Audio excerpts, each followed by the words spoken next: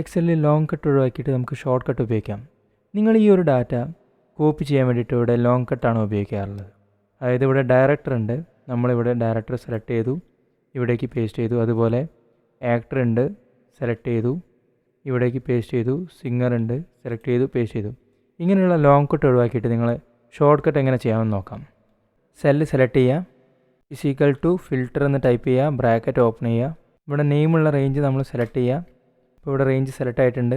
F4 press ചെയ്തിട്ട് അത് lock ചെയ്യുക, കോമ പ്രസ് ചെയ്യാം. അതുപോലെ ഫീൽഡുള്ള റേഞ്ച് സെലക്ട് ചെയ്യുക, F4 പ്രസ് ചെയ്യുക, = ഈ സെല്ല് സെലക്ട് ചെയ്യുക, ആക്ടർ എന്നുള്ള സെല്ല് സെലക്ട് ചെയ്യുക, ബ്രാക്കറ്റ് ക്ലോസ് ചെയ്യുക, എൻ്റർ അമർത്തുക. അപ്പോൾ ഇവിടെ നമുക്ക് ആക്ടർ ആയിട്ടുള്ള ആർട്ടിസ്റ്റിൻ്റെ നെയിംസ് ഇവിടെ കിട്ടും. അതുപോലെ ഇവിടേക്ക് ഇത് കോപ്പി ചെയ്ത് പേസ്റ്റ് ചെയ്യാം. ഓട്ടോമാറ്റിക്കായി നമ്മൾ ഡയറക്ടേഴ്സും സിംഗേഴ്സും കറക്റ്റ് വരുന്നതാണ്. അപ്പോൾ നിങ്ങൾ ഈ ലോങ് കട്ട് ഒഴിവാക്കിയിട്ട് ഇതുപോലെയുള്ള ഷോർട്ട് കട്ട് ഉപയോഗിക്കാൻ പഠിക്കുക. അപ്പോൾ ഈ വീഡിയോ ഇഷ്ടപ്പെട്ടാൽ ഒന്ന് ലൈക്ക് ചെയ്യണേ, കൂടാതെ ചാനലൊന്ന് സബ്സ്ക്രൈബ് ചെയ്തേക്കണേ.